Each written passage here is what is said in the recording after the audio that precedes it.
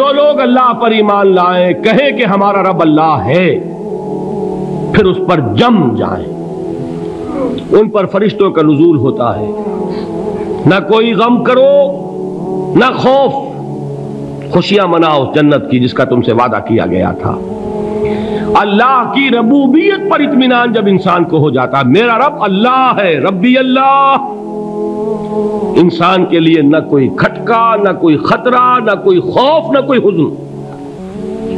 جو کچھ ہو رہا ہے کس کے اذن سے ہو رہا ہے؟ اللہ کے اذن سے۔ اللہ کے اذن کے بغیر پتہ تک نہیں ہلتا۔ یہ کوئی اندھا بہرا مادہ نہیں ہے جس سے مجھے کوئی خوف ہو۔ اندھا بھینسا چلا آ رہا ہو اس سے تو ڈرنے کا ہر انسان کو ڈرنا چاہیے، نہ معلوم کس کو ٹکر مار دے، لیکن نہیں، اس کائنات کو چلانے والا ایک سمیع و بصیر خدا ہے، وہ جو میرا دوست ہے، میرا ولی ہے۔ اللہ ولی الذین آمنوا یخرجہم من الظلمات الی النور۔ اللہ اہل ایمان کا ولی ہے، ساتھی ہے، پشت پناہ ہے، مددگار ہے، حمایتی ہے۔ بتائیے جسے یقین ہو جائے کہ اللہ میرا مددگار، اللہ میرا محافظ، اللہ میرا پشت پناہ، اللہ میرا حمایتی، اس کے لیے کوئی خوف ہوگا؟ اس سے کوئی ڈر ہوگا؟ میں مثال دیا کرتا ہوں ایک بہت سادہ، پنجاب کے دیہات کی۔ تو بڑا چودھری ہے اور کوئی غریب کسان ہے، اس غریب کسان کے جانوروں کو ہر وقت اندیشہ ہوگا چوری کا، کوئی میری بھینس کھول کر نہ لے جائے، کوئی میرا بیل کھول کر نہ لے جائے۔ لیکن جس کے بارے میں یہ سب کو معلوم ہو کہ وہ جو بڑا چودھری ہے وہ اس کا دوست ہے، اس کی بچیا کو کوئی خوف ہوگا؟ اس کی بھینس پر کوئی ہاتھ ڈالے گا؟ اسے کوئی اندیشہ ہوگا؟ نہیں۔ کیوں؟ کہ وہ بڑا چودھری، بڑا اس کا یہاں کا سردار، جاگیردار، سب کو معلوم ہے وہ میرا دوست ہے، کوئی میرے خلاف اقدام نہیں کر سکتا۔ اس دنیا میں یہ چھوٹی سی بات اگر آپ کے دلی اطمینان اور سکون کا باعث بن سکتی ہے تو ذرا تصور کیجئے۔ میں لفظ تصور استعمال کروں گا صرف اس لیے کہ اس کا ہم جس کو کہتے ہیں ادراک اور شعور کر نہیں سکتے، اگر کے ساتھ کر سکتے۔ اگر یقین ہو کہ اللہ میرا مددگار اور یقین ہو کہ اللہ ہر آن میرے ساتھ ہے، پھر کوئی خوف؟ کس کا خوف؟ کوئی شے اللہ سے بالاتر ہے؟ کوئی قوت اس سے زیادہ طاقتور ہے؟ کوئی اس کے ارادے کو بدلنے والا ہے؟ کوئی اس کی مشیت کے آڑے آنے والا ہے؟ یہی بات ہے جو حضور نے فرمائی، یہ ایمان کا حاصل ہے لب لباب، کہ دیکھو اچھی طرح اس بات کو ذہن نشین کر لو، اگر تمام انسان مل کر تمہیں کوئی نقصان پہنچانا چاہے نہیں پہنچا سکتے، مگر جو کچھ اللہ نے لکھ دیا ہو، اور تمام انسان مل کر تمہیں کوئی نفع پہنچانا چاہیں نہیں پہنچا سکتے، مگر وہ شے جو اللہ نے طے کر دی ہو۔ آپ پھر میں کہوں گا ذرا طاری کیجئے، اسے فرض کیجئے، اسے سوچئے۔ اگر اس حدیث پر ہمارا دل ٹھکا ہوا ہو تو کسی سے ڈر ہوگا؟ یہ مجھے نقصان نہ پہنچا دے، یہ میری رپورٹ خراب نہ کر دے، یہ میری انکریمنٹ نہ رکوا دے، یہ میرا یہ نہ بگاڑ دے، یہ میرا یہ نقصان نہ پہنچا دے۔ اس کا ڈر، اس کا ڈر، اس کا خوف، اس کی خوشامد، اس کے لیے جا کر طرح طرح سے اپنی عزت نفس کو ذلیل کروانا اس کے سامنے، یہ سب کچھ کیوں کرتا ہے انسان؟ جب سمجھتا ہے کہ اس کے ہاتھ میں میرا کوئی نفع ہے، اس کے ہاتھ میں میرے لیے کوئی ضرر ہے، یہ مجھے کوئی گزن پہنچا سکتا ہے، یہ مجھے کوئی نقصان پہنچا سکتا ہے، یہ میرا کوئی کام بنا سکتا ہے، یہ میری کوئی ضرورت پوری کر سکتا ہے، اسی کا نام شرک ہے۔ جہاں آپ نے یہ سمجھا کہ غیر اللہ کے اندر کوئی طاقت موجود ہے، وہی شرک ہے۔ بتوں سے تجھ کو امیدیں، خدا سے نومیدی، مجھے بتا تو صحیح اور کافری کیا ہے؟ شرک تو یہ ہے۔ جس پر بھی تمہیں یہ خیال ہے، کلمہ ہے یہ کلمہ سوم، لا حول ولا قوت الا باللہ، ذرا اس پر دل کو کبھی اگر آپ تصور کریں، پھر فرض کریں، دل ٹھک جائے اس پر، کوئی طاقت نہیں۔ یہی بات تھی جو شیخ عبد القادر جیلانی رحمۃ اللہ علیہ نے اپنی وصیت میں اپنے بچے سے کہی. 11ویں دینے والے ہیں، لیکن حضرت شیخ عبد القادر جیلانی کی وصیت اور تعلیمات کو کتنے لوگ ہیں کہ جانتے ہو؟ یہ جن مقامات تک پہنچے ہیں وہ کس چیز کی بدولت پہنچے؟ انہوں نے جو پیغام دیا وہ کیا تھا؟ اے میرے بچے، جس طریقے سے قرآن مجید میں حضرت لقمان کی نصیحتیں جو ہے نقل کر دی گئی ہیں، میں یہ عرض کروں گا بالفرض اگر قرآن حضرت عبد القادر جیلانی کے بعد نازل ہوا ہوتا تو شیخ عبد القادر کی یہ نصیحتیں بھی قرآن میں درج ہوتی. اتنی اونچی نصیحتیں ہیں. اے میرے بچے، اس حقیقت کو ذہن نشین کر لے، لا فاعل فی الحقیقت ولا مؤثر الا اللہ. اس کائنات میں نہ کوئی فاعل حقیقی ہے نہ مؤثر حقیقی ہے سوائے اللہ کے. کسی شے میں کوئی تاثیر نہیں اگر اللہ نہ چاہے. آگ جلا نہیں سکتی اگر اللہ نہ چاہے. پانی ڈبو نہیں سکتا اگر اللہ نہ چاہے. زہر ہلاک نہیں کر سکتا اگر اللہ نہ چاہے. کوئی چیز فائدہ نہیں پہنچا سکتی اگر اللہ نہ چاہے. تو در در پہ کیوں سر جھکاتے ہو؟ در در پر کیوں جبیں سائی کرتے ہو؟ سب کے سامنے کیوں ہاتھ پھیلاتے ہو؟ ایک اللہ سے مانگو. ایک اللہ کے سامنے زمین پر اپنی جبین رکھو. لا فاعل فی الحقیقت ولا مؤثر الا اللہ. نظر آتا ہے ہمیں کہ پانی پیاس بجھا دیتا ہے. پیاس بجھانے کی صلاحیت پانی میں نہیں ہے، اللہ کے اذن سے. کھانا بھوک مٹا دیتا ہے. بھوک مٹانے کی صلاحیت کھانے میں نہیں ہے، اذن رب میں ہے. دیکھیے یہی یقین تھا. حضرت موسیٰ علیہ السلام کا واقعہ یاد کیجئے. سامنے سمندر آ گیا ہے. قوم دیکھتی ہے پیچھے کہ گرد و غبار کا طوفان ہے. معلوم ہوا کہ فرعون اپنے لشکر سمیت آ گیا ہے. لشکر جب چلتا تھا تیز رفتاری کے ساتھ تو گرد و غبار کا جو طوفان اٹھتا تھا اس کا تصور کیجیے. اور لمحہ بلمحہ وہ قریب آ رہا ہے. پوری قوم نے کیا کہا؟ اے موسیٰ انا لمدرکون. اے موسیٰ ہم تو پکڑے گئے. قرآن مجید نے تو یہاں وہ باتیں نہیں لکھی ہیں، لیکن تورات میں یہ درج ہے کہ بنی اسرائیل جھگڑنے لگے، دست و گریبان ہو گئے موسیٰ کے ساتھ. موسیٰ ہمیں یہاں مروایا لا کر، اس سے تو ہم ہی بہتر تھے.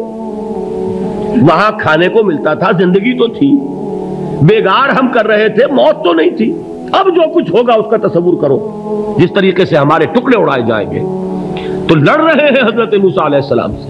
یہ تورات کی تفصیل ہے. قرآن میں صرف اتنا آیا ہے، پریشان ہو کر انہوں نے کہا انا لمدرکون. موسیٰ ہم تو پکڑے گئے. اس وقت موسیٰ کا جواب کیا ہے؟ کلا ان معی ربی سیہدین. نہیں، میرے ساتھ میرا رب ہے، وہ راستہ دے گا. بتائیے کہاں راستہ نظر آ رہا ہے؟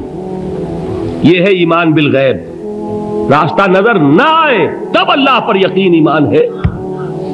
جیب میں پیسے ہوں اور تب دل کو اطمینان ہے تو ایمان کس پر ہوا؟ پیسے پر، اللہ پر نہیں. جب وسائل و ذرائع نہ ہو اور پھر یقین ہو کہ اللہ مسبب الاسباب ہے، وہ اسباب کا پابند نہیں ہے، وہ اسباب کا محتاج نہیں ہے، اسباب اس کے محتاج ہیں. اگر یہ یقین ہے تو اللہ پر ایمان ہے. یہ نہیں ہے تو تمہارا ایمان اسباب پر ہے، وسائل پر ہے، ذرائع پر ہے، مادیات پر ہے، اللہ پر نہیں. اس وقت کہاں راستہ تھا؟ کوئی راستہ تھا؟ سمندر ہے اور ادھر سے لشکر آ گیا ہے. کلا ان معی ربی سیہدین. اب دیکھیے ایمان کہہ دینا آسان ہے، ہوا معکم اینما کنتم. جہاں کہیں بھی تم ہوتے ہو اللہ تمہارے ساتھ ہوتا ہے.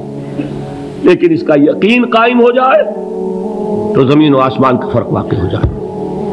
یہی بات ہوئی حضور کے ساتھ.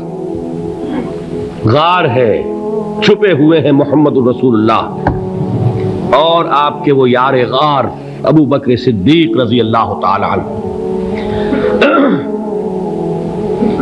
اقبال نے حضرت ابو بکر کی شان میں چند اشعار کہے صرف، لیکن واقعہ یہ ہے کہ بھاری بھاری نظموں پر اور قصیدوں پر بھاری ہے. طویل ترین نظمیں اور قصیدے ہوں ان پر بھاری ہے. ہمت ابو بکر کی ہمت جو ہے کشت ملت را چو ابر، جیسے بارش سے کھیتی اپجتی ہے، ابو بکر کی ہمت اور عزیمت اس امت کو اسی طرح سینچنے والی ہے۔ ثانیے اسلام و غار و بدر و قبر، وہ دوسرے تھے اسلام میں، دوسرے پہلے کون تھے؟ انا اول المومنین، حضور فرماتے ہیں سب سے پہلا ایمان لانے والا میں، دوسرے ابو بکر۔ ویسے ہمارے ہاں یہ چلتا ہے اختلاف، حضرت علی پہلے ہیں کہ حضرت ابو بکر پہلے ہیں، لیکن اس میں بڑی خوبصورت تطبیق قائم کی ہے علماء نے، اور بہت صحیح ہے۔ چار کے بارے میں فیصلہ ہی مت کرو کہ کون پہلے ہے، ان کی ایک عجیب تقسیم کر دی ہے۔ آزاد مردوں میں، بالغ مردوں میں سب سے پہلے ابو بکر، بچوں میں سب سے پہلے علی، خواتین میں سب سے پہلے خدیجہ، اور غلاموں میں سب سے پہلے زید ابن حارثہ۔ بڑی پیاری تقسیم ہے، یہ چاروں ہی پہلے ہیں، ہر ایک کے لیے اولیت ہے۔ اور واقعہ یہ ہے کہ اگر زمانی اعتبار سے تعین ہوگا تو پہلے خدیجۃ الکبریٰ آئیں گی رضی اللہ تعالی عنہ، کسی اور سے بات کرنے کی نوبت بعد میں آ سکتی ہے، پہلے تو اہلیہ محترمہ سے بات ہوئی، آتے ہی پہلی وحی ہوئی ہے، ابھی تبلیغ کا حکم نہیں تھا۔ کس کو بتایا واقعہ؟ ابھی اپنی نبوت کی تبلیغ کا تو حکم ہی نہیں آیا، واقعہ کس کا ہے؟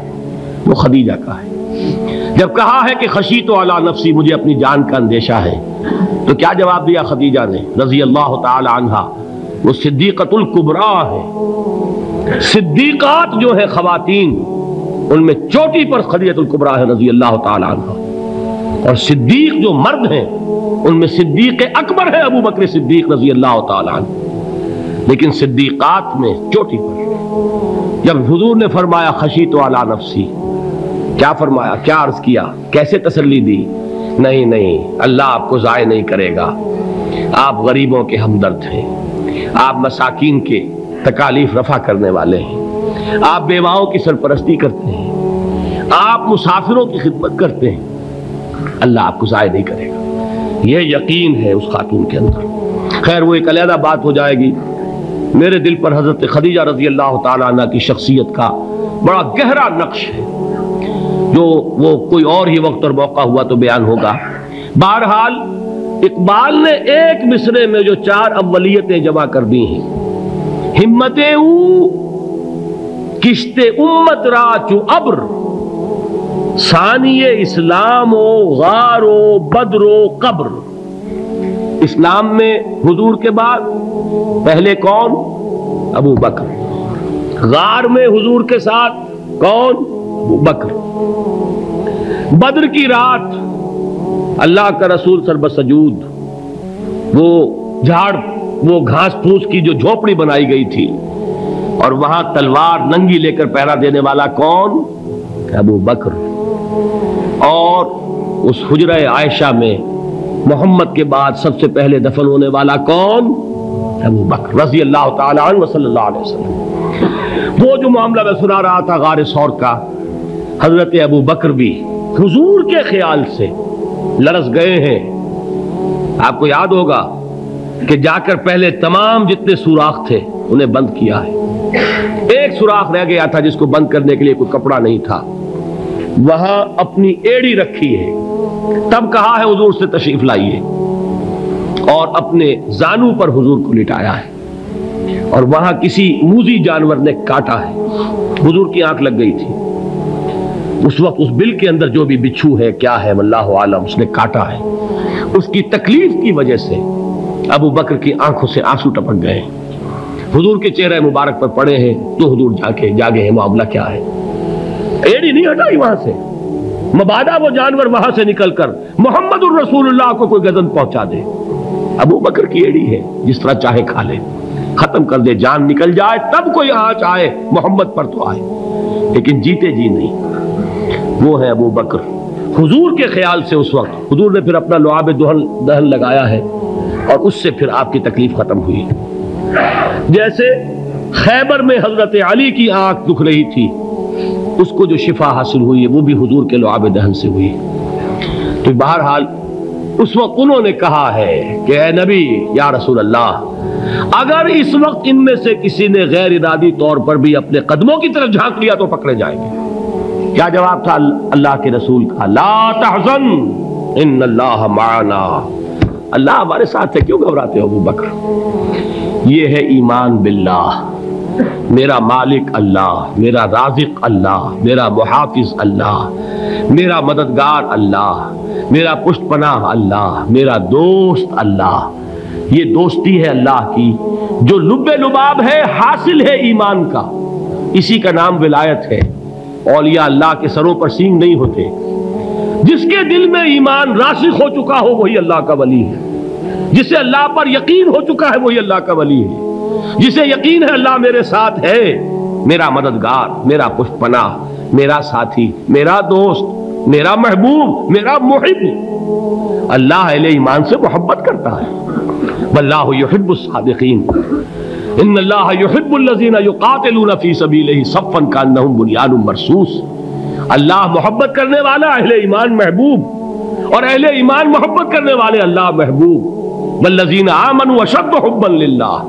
آپ تصور کیجئے جسے یہ رشتہ ایمان یا رشتہ ولایت حاصل ہو جائے، الا ان اولیاء اللہ لا خوف علیہم ولا هم یحزنون، آگاہ ہو جاؤ اللہ کے دوستوں کے لیے نہ کوئی خوف ہے نہ کوئی حزن ہے۔